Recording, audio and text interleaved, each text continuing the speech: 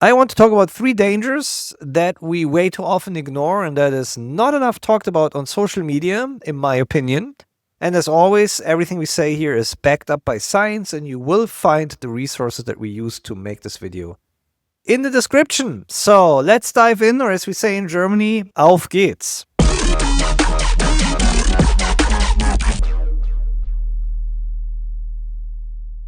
So our bodies are pretty resilient, right? So if we treat them right, so if enough sleep, reduce our stress levels, and if we feed them right, enough antioxidants, phytonutrients, fiber-rich diet, right, complex, balanced diet, right, like the things that we advertise in our book here, then our bodies can react to illness and stress and also to the ingestion of empty calorie foods a lot better than if we constantly giving them the wrong foods to eat and if we constantly giving them more stress and not enough sleep, right? So today I want to talk about 3 things that even a healthy body will not be able to handle every time. Foodborne illnesses is our number 1 thing we're talking about because they are very serious. So last year we had 9.9 million people that did fall ill, and we had about 53,000 hospitalizations and 931 deaths due to foodborne illnesses. So it's by far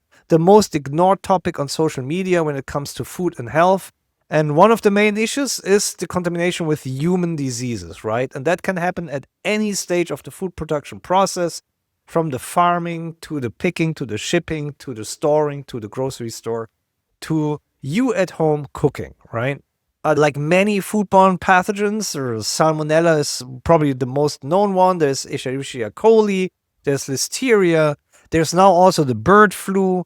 Those are just a few of the many culprits that can cause really serious food poisoning and food illness.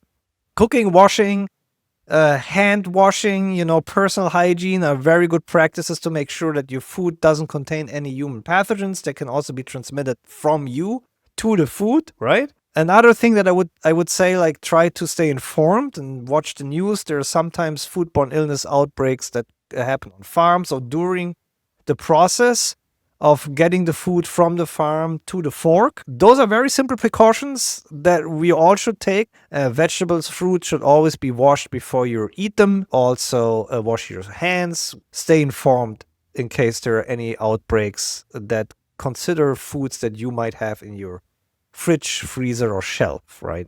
As you all know, I'm not very big on creating food fear. I think you need to have a really healthy relationship with food that does not include fear. Caution, yes. Fear, no. Something a lot of channels engaged here on social media is creating that food fear. I'm not a big fan of that. But I think most people would agree with me on this one. High fructose corn syrup. I personally think you should make sure that you avoid it most of the time. As I said, if you feed your body right and if you treat your body right, it can take a punch. And that means also that the occasional pastry or the occasional soda does not do a lot of harm to you. But if you can avoid high fructose corn syrup products, then do it. They're not necessary. They're not like a essential food group. And you can find this as a sweetener in a lot of processed foods, including sodas, sauces, salad dressings, ready-made cakes, breads, and many, many more products. You really should check the ingredients list.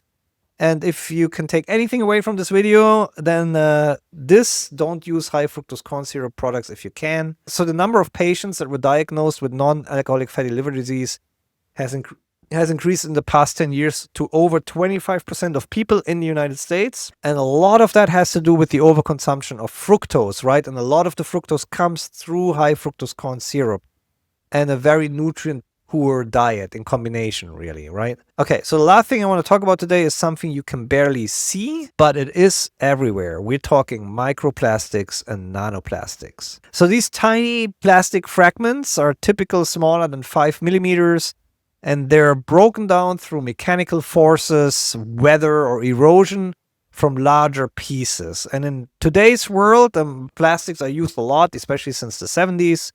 And in today's world, microplastics are everywhere in the environment. They are in our soils, they're in our water, They're in our food, of course, too. And one misunderstanding is that they only get into our food through the packaging. That is not true, right? While plastics are heavily used in farming, also in packaging and storing, the cycle of microplastics is a lot more complex than that. They have been found in a whole range of products, including whole foods, seafood, rice, vegetables, salt, bottled water, you name it. A lot of the products have been found to contain microplastics. We don't 100% understand still what those microplastics do to our bodies, right? But we start to understand the human health impact following prolonged microplastic ingestions, right? And, doesn't sound good. It includes like high risk of cancers, organ damage, reproductive impairment. So the menu, it doesn't look very good. The microplastic toxicity is mainly due to the ability of those little tiny pieces to get into our circular system for translocation. And it's pretty difficult for our bodies to also excrete those microplastics. That all sounds very scary, and I don't want to scare anyone, but you have to understand that this is still an area of research, and a lot of scientists are working very hard to understand exactly what ingesting these tiny particles means for our health.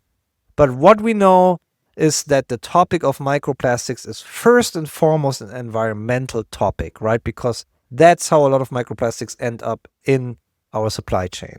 But there are some steps that you can take to reduce the intake of microplastics in the kitchen, right? And that is what I want to talk about today. So first and foremost, for one, stop using any plastic cookware, right? Like any plastic ladles, for example, or anything you use in a pan shouldn't be made of plastic, right? Wood would be a lot better. No plastic forks or knives or etc. No plastic cups, right? So that already will reduce your direct exposures to plastic and to potential microplastics, right? And then secondly, avoid using plastic bottled water if you can. It has been shown that if you open the cap, small plastic particles can fall into the water after opening, and then you will ingest them. So stepping away from plastic bottled water and using either glass bottled water and bringing your own water bottle will directly reduce your exposure to microplastics as well. It's evenly important, right, to reduce your overall plastic use, because that will eventually reduce the amount of plastic waste that we have, which seems to be one of the main sources for contamination and environmental exposure of microplastics, and which is then what ends up in our supply chain as well. So that is a wrap, and that's it from me from today. And if you take away from this video is that you need to wash your produce and avoid high fructose corn syrups, then I am already very happy. If you also think about reducing your plastic use, I am happy, you are happy, everyone will be more happy, and then we just go from there. And please subscribe to my channel. I really appreciate it. It would go a long way. And I see you next time. I'm out.